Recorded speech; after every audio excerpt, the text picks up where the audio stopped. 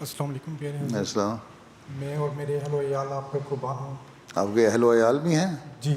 ماشاء اللہ. کتنے عیال ہیں؟ میرے 2 بیٹیاں ہیں اور بیگم.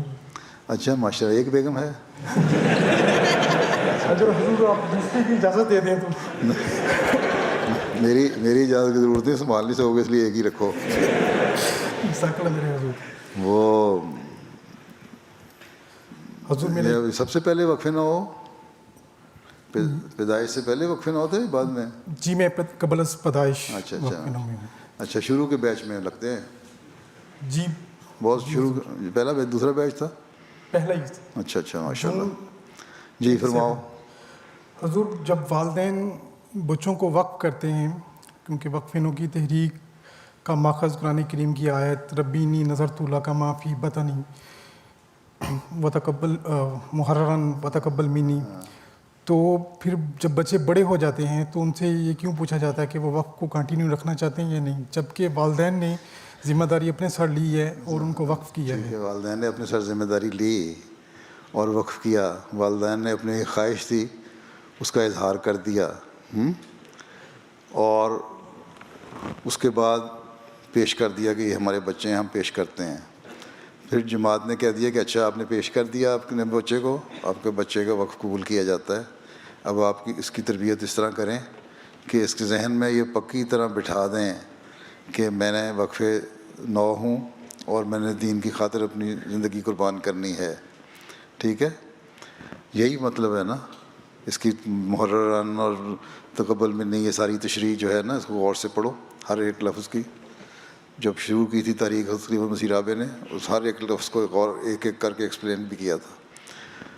بہرحال تو وہ آپ کو سمجھ آنی چاہیے. جب والدین اس طرح تربیت کریں گے تو بچے اس قابل ہوں گے کہ وہ اپنے آپ کو وقف کریں.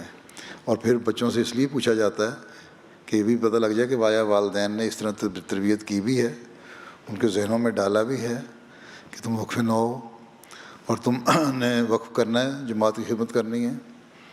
پھر بہت دفعہ اس طرح ہوتا ہے کہ بہت سارے بچے ایسے ہیں اب لکھنے لگ کچھ چھپا دیتے ہیں، کچھ بات ہی نہیں کرتے، کانٹیکٹ ہی نہیں کرتے. کچھ ایماندار ہیں وہ لکھ دے دیتے ہیں کہ ہم وقف نہیں کرنا چاہتے. جب ان سے پوچھا جائے گا تبھی وہ بتائیں گے نا کہ وہ بری رکھنا چاہتے ہیں، وقف نہیں رکھنا چاہتے ہیں. تو اس لیے پوچھا جاتا ہے تاکہ جن کے ذہنوں میں دنیا آ گئی ہے، دنیا میں رہتے ہوئے انسان کی سوچ جو ہے وہ تو بدلتی رہتی ہے نا. والدین نے اپنا حق ادا کر دیا، اب بچہ آزاد ہے، بالغ ہو گیا، 15 سال کی عمر میں عقل مند ہو جاتا ہے نا، شعور آ جاتا ہے. اس لیے اس سے پوچھنا ضروری ہے کہ بتاؤ بھائی تمہارے والدین نے تو ایک قربانی کی تھی، آیا تم اس قربانی کو جاری رکھنا چاہتے ہو کہ نہیں؟ ٹھیک ہے. اللہ تعالیٰ نے حضرت ابراہیم علیہ السلام کو کہا تھا نا حضرت اسماعیل کو گھر پہ چھری پھیر دو، تو کیا انہوں نے فوراً چھری پھیر دی؟ انہوں نے اس سے پوچھا حضرت اسماعیل سے کہ مجھے یہ خواب آئی ہے تو میں پوری کروں؟ تو حضرت اسماعیل نے آگے جواب دیا تھا ہاں جو آپ کو خواب آئی آپ اس کو پوری کریں. ان سے پوچھا، یہ نہیں کہا کہ اللہ نے مجھے حکم دیا کر دوں. ان سے پوچھا، نے کہا اللہ نے آپ کو حکم دیا تو کرو. تب دونوں باپ بیٹے کی رضامندی تھی، تب دونوں باپ بیٹے کی قربانی تھی. وہ قربانی قبول ہوئی حضرت اسماعیل کی بھی اور حضرت ابراہیم کی بھی. ٹھیک. تب اللہ تعالیٰ نے کہا نہیں، میں جو تم نے قربانی کا جذبہ تھا میں نے دیکھ لیا، تمہیں چھری پھیرنے کی ضرورت نہیں. اب اسماعیل علیہ السلام سے جو میں نے قربانیاں لینی ہیں وہ آگے جا کے لی جائیں گی. اور وہ پھر آگے ایک تاریخ، لمبی تاریخ ہے. شاہد ہے کس طرح حضرت اسماعیل علیہ السلام نے، حضرت ہاجرہ نے، آگے ان کے خاندان نے قربانیاں دیں، پھر ان کی نسل میں سے حضرت صلی اللہ علیہ وسلم پیدا ہوئے. تو یہ چیزیں اس لیے پوچھنا ضروری ہیں تاکہ کل کو یہ احساس نہ ہو، لڑکا یہ نہ کہے کہ مجھے میرے ماں باپ نے وقف کیا تھا، میں نے تو نہیں کیا تھا، مجھے کیوں آپ مجبور کرتے ہیں؟ مجبوری کوئی نہیں. اب انسان عقل مند ہے، اس کے اب سپرد کر دیا. اللہ تعالیٰ اگر چاہتا تو ساروں کو نیک بنا دیتا نا، کہہ دیتا سارے جو بھی نبی آئے گا اس کی تم نے ماننا ہے، ٹھیک ہے، اور میری عبادت کرنی ہے. لیکن شیطان نے جب کہا کہ میں ساروں کو ورگلاؤں گا تو اللہ تعالیٰ نے یہ نہیں کہا کہ تم نہیں ورگلا سکتے. اللہ تعالیٰ نے فرمایا کہ ٹھیک ہے جو تمہارے پیچھے چلیں گے ان کو میں سزا دوں گا. ٹھیک ہے، کیونکہ میں نے کھلی چھٹی دے دی ہے انسان کو کہ یہ اچھائی ہے یہ برائی ہے. تم نے ادھر جانا ہے یا ادھر جانا ہے. تو اللہ تعالیٰ نے خود انسان کو آپشن دے دیں دو چیزوں کی, اور وہی آپشن آگے بھی چلیں گی. یہ جو ہے نفسیات ہے انسان کی, ٹھیک ہے, اس کے مطابق ہمیں چلنا پڑے گا. ہم کسی کو امپوز نہیں کر سکتے. کس طرح ایک بالغ لڑکا ہے, ہم کہتے ہیں کہ ہم تم پہ امپوز کرتے ہیں, تم نے ضرور تو دین کی خدمت کرنی ہے, تم جامعہ میں جانا ہے.